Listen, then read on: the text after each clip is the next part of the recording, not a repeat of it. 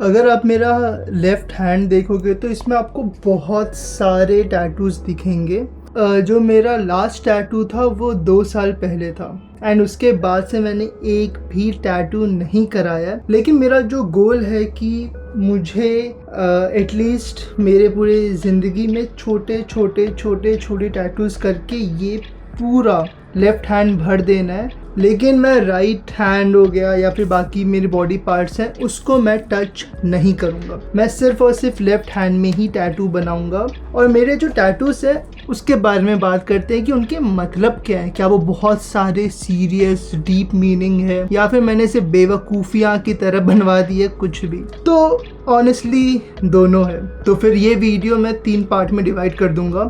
पहला पार्ट होगा बेवकूफ़ी, जिसमें मैं वो टैटूज़ की बात करूँगा जो मैं मानता हूँ एकदम बेवकूफ़ था, कोई रीज़न नहीं था वो बनवाने का, मैंने बस बनवा लिया। जो सेकंड पार्ट है वो है लॉजिकल टैटूज़। जो टैटू मैंने थोड़ा सोच समझ के बनाया, बहुत थोड़ा भी नहीं, बहुत सोच समझ के बनाया and I don't regret it. मुझे बड़ी खुशी है कि चलो ये टैटूज़ मेरे बॉडी पे हैं। और जो थर्ड है वो है एब्सोल्यूट फेवरेट। तो उसमें मैं वो टैटूज़ के बारे में बात करूँगा जो 2 टैटूज़ हैं जो मेरे एब्सोल्यूट फेवरेट है। अगर मान लो ज़िंदगी में ऐसा कुछ हुआ जिसकी वजह से मुझे पूरा टैटू निकलवाना पड़ेगा एंड मुझे ऑप्शन मिलेगा कि भाई तू सिर्फ ये 2 टैटू रख सकता है, तो मैं वो 2 टैटू ही रखूँगा।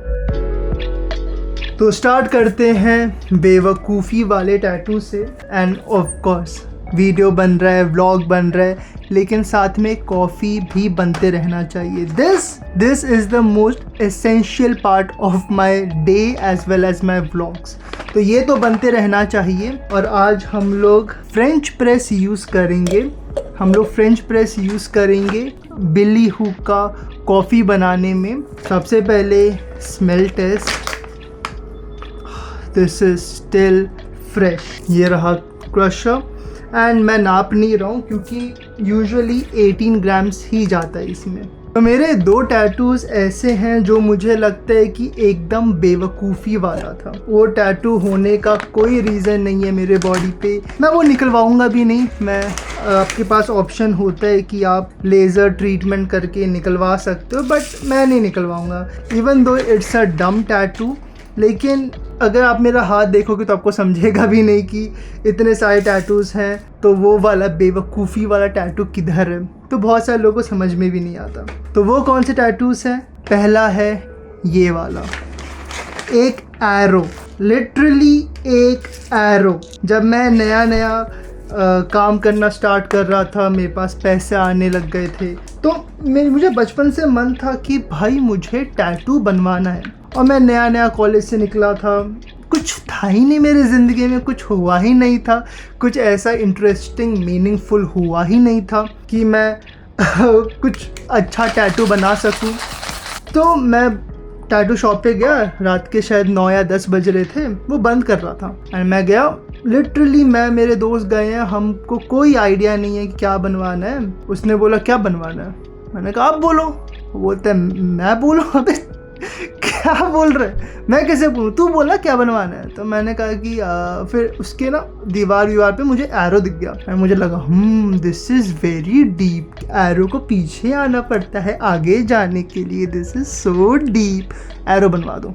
एंड मैं एरो बनवा लिया। बहुत ही डम डिसीजन, बेवकूफ़ी वाला डिसीजन था। सेकेंड और सबसे एम्बैरेसिंग एज वेल एज सबसे वाहियात टैटू जो मेरे बॉडी पे ये है, जो ताश के पत्ते के होते हैं, डायमंड, स्पेड, ये सब वो डाला हुआ है।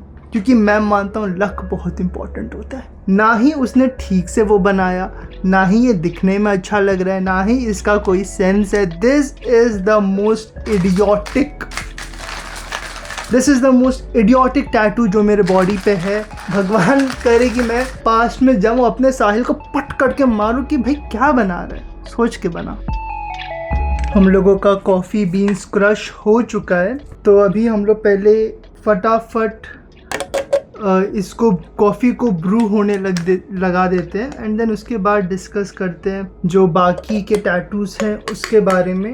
सेकंड वाला पोर्शन ज़्यादा इंटरेस्टिंग होने वाला है क्योंकि उसमें एक्चुअली थोड़ा सा सीरियसनेस वाली बात भी होगी थोड़ी बहुत। तो यहाँ पे अभी मेरा कॉफ़ी ब्रू हो रहा है। एंड अभी बात करते हैं बाकी टैटूज़ के बारे में जो थोड़े से ज़्यादा सीरियस है। सबसे पहले मैं इसके बारे में बात करता हूँ। ये एक्चुअली एक साइन है गैरी वेनरचक का।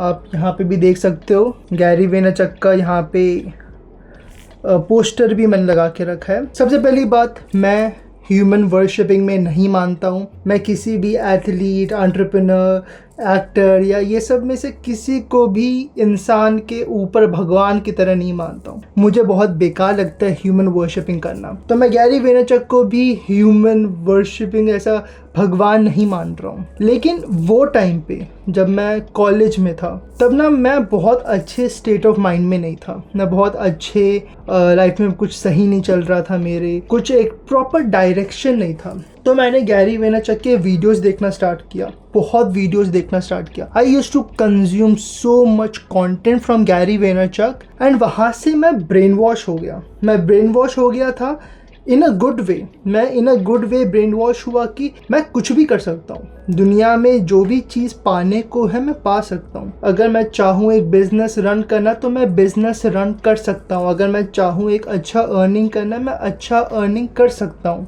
ये सब चीज़ कहीं ना कहीं मैं ब्रेन वॉश हो गया था एंड वो बहुत अच्छी चीज़ है। वो अब तक मैं ब्रेन वॉश्ड हूँ एंड मैं अपने आप को रेडिली ब्रेन वॉश भी करता हूँ। अगर मैं दिखा सकूँ, मेरे पास अभी कोई भी सोशल मीडिया नहीं है। जब मेरे पास इंस्टाग्राम था तो मैं इंस्टाग्राम पे मोटिवेशनल वीडियोस ही देखता था। और अभी मेरे पास रेडिट है तो रेडिट पे भी आपको ना सिर्फ ऐसे ऐसे मेरे वो दिखेंगे, मोटिवेशन के ही सिर्फ दिखेंगे कि मैं सिर्फ मोटिवेशन की चीज़ें देख रहा हूँ। तो मैं अपने आप को ब्रेन वॉश करता हूँ बहुत ज़्यादा। तो ये मैंने जब साइन बनवाया था तो उस टाइम पे मुझे सिर्फ इसलिए बनवाना था कि मुझे याद रहे कि वो डायरेक्शन जो मेरा चेंज हुआ, कि मैं एक बहुत ही अंडर कॉन्फिडेंट बच्चा से कैसे कॉन्फिडेंट और ये स्कैरसिटी माइंडसेट से मैं अबंडेंस माइंडसेट पे आ गया। अभी जैसे मैं यूट्यूब चैनल कर रहा हूँ, अगर मैं कॉलेज में स्टार्ट करता तो शायद मैं सोचता हाँ यार 1000 सब्सक्राइबर्स आ जाए बहुत है। अभी मुझे ऐसे लगता है नहीं, 10 मिलियन, 20 मिलियन, 50 मिलियन जितने सब्सक्राइबर्स होते हैं वो सब मुझे चाहिए। हो ना हो वो अलग बात है, लेकिन कहीं ना कहीं मेरे अंदर है कि हो जाएगा। तो वो वाला जो माइंडसेट चेंज हुआ था वो ये बंदे की वजह से हुआ था, इसीलिए वो मैंने रखा हुआ है ताकि मुझे याद रहे। सेकंड, और ये है, दिस इज मौत। एक सिंबल है ट्रांसफॉर्मेशन का, एक सिंबल है चेंज का, और एक ये सिंबल है सर्च फॉर लाइट। अब वो लाइट कुछ भी हो सकता है, ट्रुथ हो सकता है, भगवान हो सकता है, कुछ भी हो सकता है। हर किसी के लिए लाइट अपना अपना होता है। थर्ड है ये महादेव, और उनके मेरे पास दो मैंने टैटू बनवा रखे हैं क्योंकि मैं महादेव को बहुत मानता हूँ। तो वो स्पिरिचुअल रीज़न के लिए मैंने बनवाया। और ये ब्रीद है क्योंकि मुझे मेडिटेशन में भी बहुत ज़्यादा भरोसा है। एक दो अभी कुछ बचा, हाँ यहाँ पे बचा। तो ये घोड़ा है, चेस का घोड़ा तो चेस मुझे भी बहुत पसंद है। और जब भी मैं चेस खेलता था तो उसमें जो घोड़ा होता है ना, वो एंड में अलग चाल चल के भी जिता देता है क्योंकि वो अनप्रिडिक्टेबल होता है। तो मेरे लिए वो था कि भाई घोड़े की तरह अनप्रिडिक्टेबल रहो। फिर ये है, ये एनिमे का है, अकात्सुकी का। नारुतो एनिमे है, अगर जिसने देखा हो उनको पता हो कि बहुत ही अच्छा एनिमे है, उसमें बहुत सारी सीखने वाली चीज़ें भी है। तो ये उसके ऊपर है। अब बात करते हैं मेरे एब्सोल्यूट फेवरेट 2 टैटू के बारे में। मुझे मे बी स्टैंड लेना पड़ जाए, सेलो टेप से काम नहीं हो रहा। तो इसको हम लोग पहले कर देते हैं प्लंज। इसको बहुत धीरे धीरे प्लंज करो।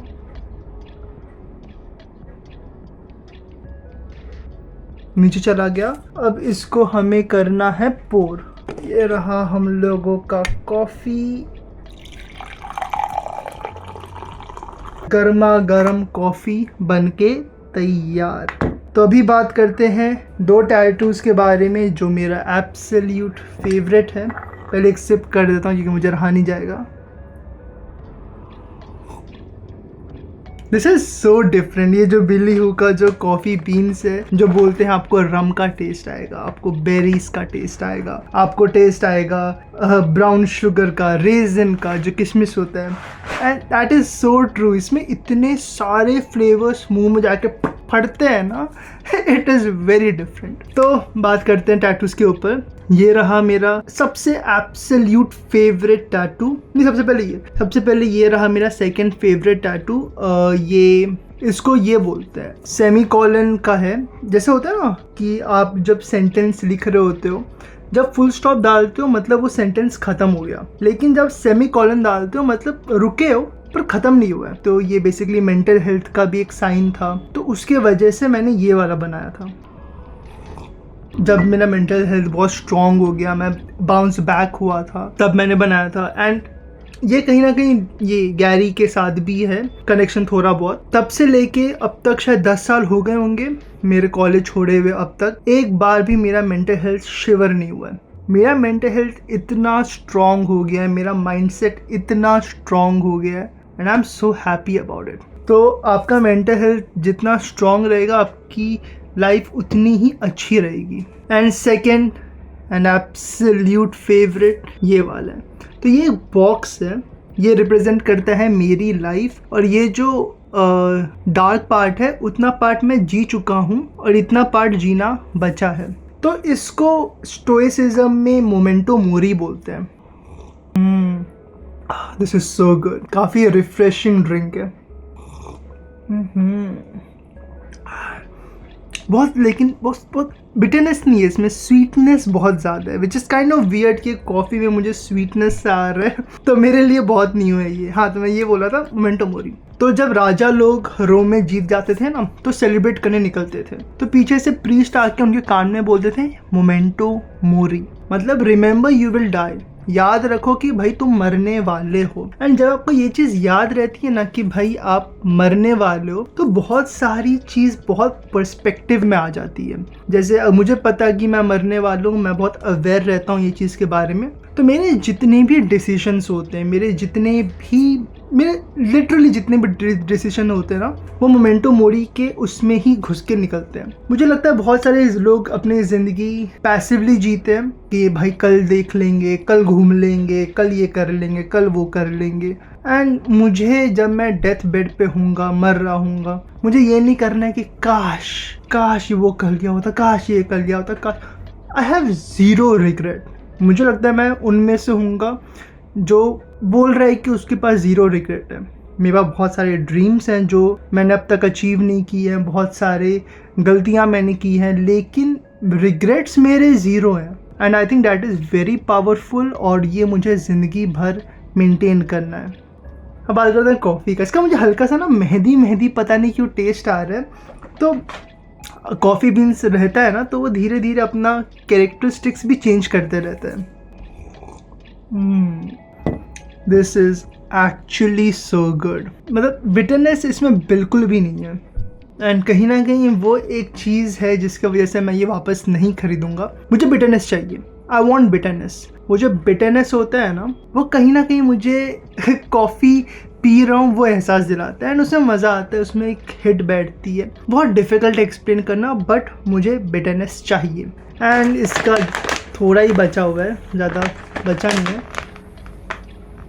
लेकिन this smells so different, so good, so different. तो इसका ज़्यादा टाइम बचा नहीं है, मे बी ये एक हफ्ता और चल पाएगा, उसके ऊपर नहीं चल पाएगा। ये वाला जो वीकेंड, आज वेडनेसडे है, तो मोस्टली मैं नेक्स्ट वीकेंड को वापस जाऊंगा कॉफ़ी बीन्स की शॉपिंग करने।